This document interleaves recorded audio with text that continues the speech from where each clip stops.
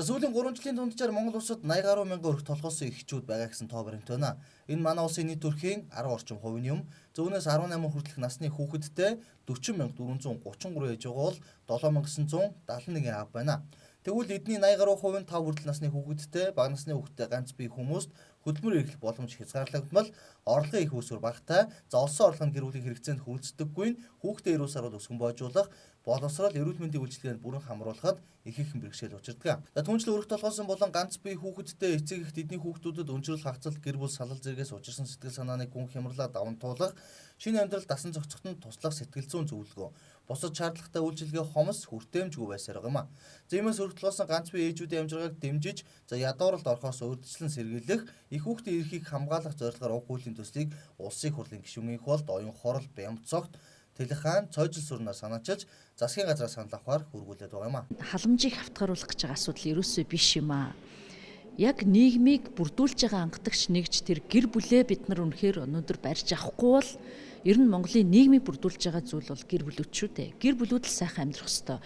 Гэр бүлийн ядаж нэг гишүүн нь баталгаатай орлоготой байх юм бол тэр гишүүн тайван амгалан амьдрах нь, эрүүл мэндэд анхаарч чадах нь, боловсролынхаа үйлчилгээг авч чадах нь, хүүхдүүдээ сургууль завсардахгүй байх юм байна гэдэг энэ ерөнхий ойлголтын хүрээнд бол үнэхээр Монголын төр гэр бүлээ төрийн бодлогынхаа цөмд нь тавих цаг нь болцсон байна. За хэлэлцүүлгээс харахад Монголын гэр бүлийн 10% хүрсэн ганц бие эцэг эхчүүдийн цаана олон тулгымцсан асуудал нуугдаж байна л гэм а.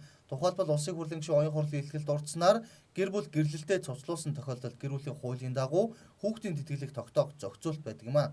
Гэхдээ энэ талаар шүүхэн шийдвэр гүйцэтгэлийн биелэлт нь 10-аас 15% байдаг.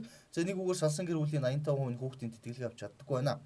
Энэ тухай шүүхэн шийдвэр гүйцэтгэх ерөнхий газрын албаны дэд дарга Хурандаа Батуул бодитоо хэлсэн юм. Түүний ярьснаар улсын хэмжээнд жил дунджаар 2000-аас 3000 гэр бүл цуцлуулсан шүүхэн шийдвэр ирдэг бол нийслэлийн хэмжээний тоо 2000 гаруй байдаг байна.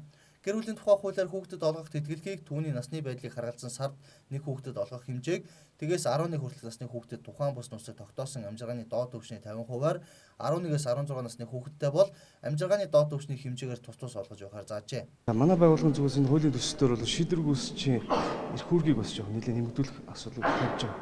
Өөрөөр хэлбэл нэгдүгээрт нь бол шийдвэр гүйцэтгэгчийн тухайн тэтгэлэг төлөгчийг халавдан ирүүлэх за шүүхийн захирамжаар бол төр хугацаа саатуулах асуудлуудыг бас хөндөж тавьж байгаа. За нөгөөтэйгөр шийдвэр гүйцэтгэгчийн аюулгүй байдлыг хангах үүрэг тусгай нэгж бий болохоор ийм асуудал тавьж. За энэ хуулийн төсөл тусгаснаар бол өрх толгойсон ганц бие эцэг эхэд дараах дэмжлэгийг үзүүлэх юм а. Тухайлбал өрхийн аж ахуй эрхлэлтэн техникийн болон санхүүгийн дэмжлэг үзүүлэх, жижиг дунд бизнес эрхлэхэд хөнгөлөлтөө зээл олгох, өрх толгойсон ганц бие эцэг эхэд ажлын байртай болгох, ажлын байрны мэдээлэл, зуучлалын дэмжлэг үзүүлэх, төрийн өмчийн түрээсийн орон сууц хөтөлбөрт нэн тэргуунд хамруулах, орон сууцны хөнгөлөлтөө зээл авахтанд дэмжлэг үзүүлэх, харааллын дагуу цэцэрлэг сургууль нэн тэргуунд хамруулах, шаардлагатай бол хүүхэд эцэг эхийг сэтгэл зүйн нөхөн сэгээх сургалтанд хамруулах, хүүхэд болон эцэг эхэд үн төлбөргүй болон хөнгөлөлтөө нөхцлөөр эрүүл мэндийн үйлчилгээ үзүүлэх, эрүүл мэндийн даатгалд хамруулах зэрэг олон нийгмийн асуудлуудыг нь дэмжих зорилгоор нөхөө заалтуудыг тусгажээ. Түүнчлэн ганц бие эцэг эхчүүд үзүүлэх мөнгөн тусламжийн тухайд хүүхэд асрах чөлөөтэй эсвэл 3 хүртэлх насны хөгжлийн бэрхшээлтэй хүүхдэд асарч ажилгүй байгаа өрх толгойсон эцэг эхэд хөдөлмөрийн ёсны доод хэмжээтэй тэнцэх буюу 192 мянган төгрөг тэтгэмжийг сар бүр болгож чөлөөтэй болон ажилгүй байсан тухайн хугацааны нийгмийн даатгалын шимтгэлийг төр хариуцахаар тусгаад байна. За мөн 2 ба түүнээс дээш хүүхэдтэй эсвэл хөгжлийн бэрхшээлтэй хүүхэдтэй өрх толгойсон эцэг эхэд орон сууцны халаалт, цахилгаан ус төсний үнийн хөнгөлөлтөнд зориулан амжиргааны доод түвшний 50%-тай тэмцэх буюу ойролцоогоор 96 мянган төгрөгийн мөнгөн тусламжийг оршин суугаа газрын байршил, орон сууцны төрөл харгалзахгүйгээр улирал бүр орохоор тусгаад байгаа юм а.